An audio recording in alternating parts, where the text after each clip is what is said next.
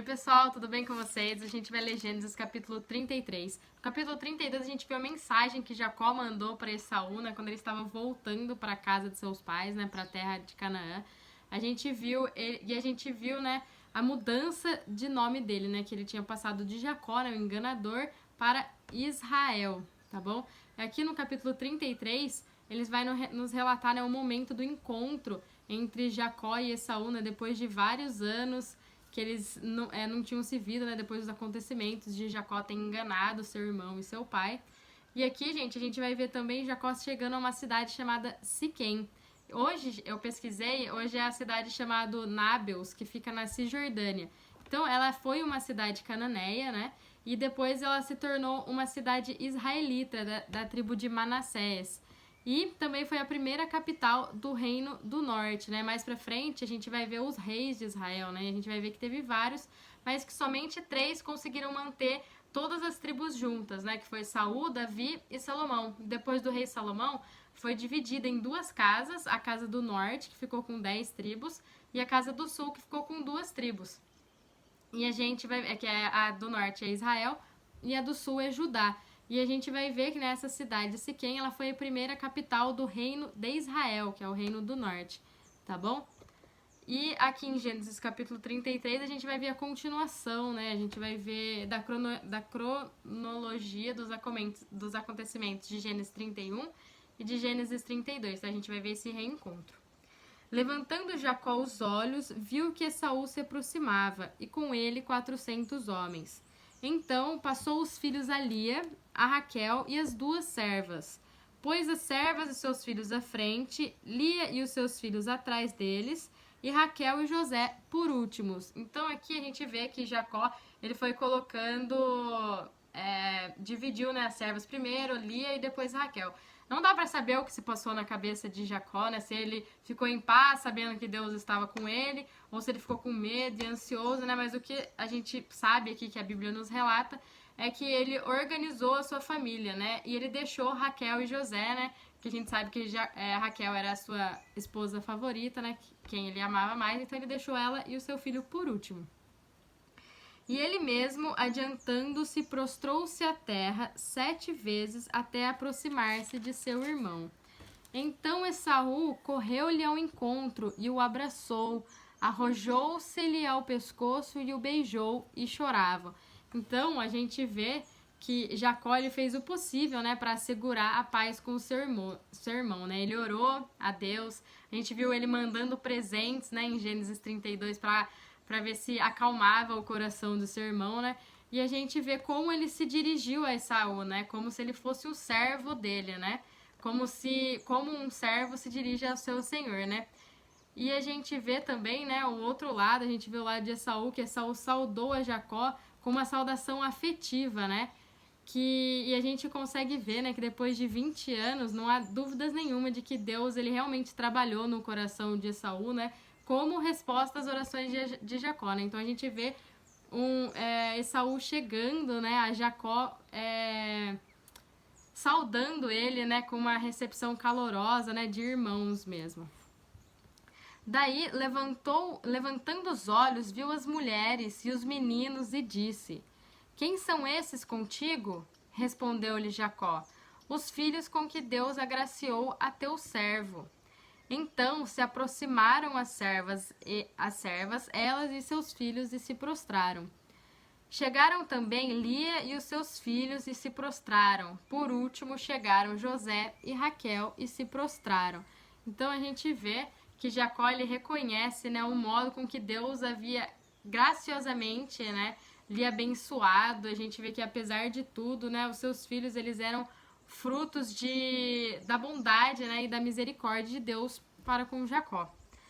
Então disse Esaú: Eu tenho muitos bens, Perguntou Esaú: Qual é o teu propósito com todos esses bando que encontrei? Respondeu Jacó: Para lograr mercê na presença do meu senhor. Então disse Esaú: Eu tenho muitos bens, meu irmão, guarda o que tens. Mas Jacó insistiu: Não recuses. Se logrei mercê diante de ti, peço-te que aceites o meu presente. porquanto vi o teu rosto como se tivesse contemplado o semblante de Deus e te agradastes de mim. Peço-te, receba o meu presente que eu te trouxe, porque Deus tem sido generoso para comigo e tenho fartura, e estou com ele, até que o aceitou. Então a gente vê que Jacó ele insistia bastante para Esaú aceitar o presente dele, né?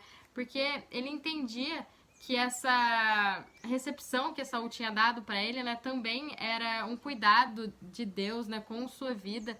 E além disso, os sinais eram os presentes, né, eram uma forma de sinal de que Jacó reconhecia que ele havia agido mal anteriormente e que ele queria recompensar Esaú, né, com parte das bênçãos que Deus lhe havia dado. Então a gente vê aqui que Esaú depois ele aceita, né, esses presentes que a gente viu em Gênesis 32 e essa reconciliação entre os dois é selada. Disse Esaú: partamos e caminhemos, eu seguirei junto de ti. Porém Jacó lhe disse: meu senhor sabe que esses meninos são tenros e tenho comigo ovelhas e vacas de leite. Se forçadas a caminhar de mais um só dia, morrerão todos os rebanhos. Passe meu senhor adiante de seu servo, eu seguirei guiando-as pouco a pouco no passo do gado, que me vai à frente no passo dos meninos até chegar a meu senhor em Seir. Respondeu Esaú: então permite que eu deixe contigo da gente que está comigo. Disse Jacó: para quê? Basta que eu alcance mercê aos olhos do meu senhor. Assim voltou Esaú aquele dia a Seir pelo caminho de onde viera. E Jacó partiu para Sucote e edificou para si uma casa e fez palhoços para o seu gado. Por isso o lugar se chamou Sucote. Então a gente vê aqui que Jacó ele sabia que viajar com os filhos, com os rebanhos, com suas mulheres exigia uma certa lentidão, né? E que Jacó a gente vê, né, que ele gentilmente fala para Esaú que não precisa, né, eles ficarem com ele, que ele seguiria viagem sozinho, porque, né, Esaú estava com 400 homens e podia ficar um pouco entediante, né? Eles podiam ficar irritados para eles irem, né, na vagareza que Jacó teria que ir com a sua família. E aqui, gente, no versículo 17, que fala que ele partiu para Sucote, né? A gente não sabe, né, o porquê ele parou antes, né, de chegar no Monte Seir, mas lá em Sucote ele construiu uma casa e cabana para o gado, né? E Sucote, gente, significa tendas, tá bom? Voltando de Padã Arã, chegou Jacó são e salvo à cidade de Siquém, que está na terra de Canaã, e armou a sua tenda junto da cidade. A parte do campo onde armara a sua tenda, ele a comprou dos filhos de Amor, pai de Siquém, por 100 peças de dinheiro. E levantou ali um altar e lhe chamou Deus, o Deus de Israel. Então aqui a gente vê, né, Jacó chegando são e salvo à terra de Canaã, né? Como havia dito Abraão também, né? Abraão também ergueu um altar para o Senhor aqui na cidade de Siquém, e Jacó fez a mesma coisa, né? Então aqui, gente, essa parte final aqui mostra os patriarcas vivendo como peregrinos, né, na terra de Canaã, na terra que Deus havia prometido para os seus descendentes. E eles comprando, né, um pedaço dessa terra, né? Isso nos ensina que há momento certo, né, para todas as coisas dentro dos decretos eternos de Deus.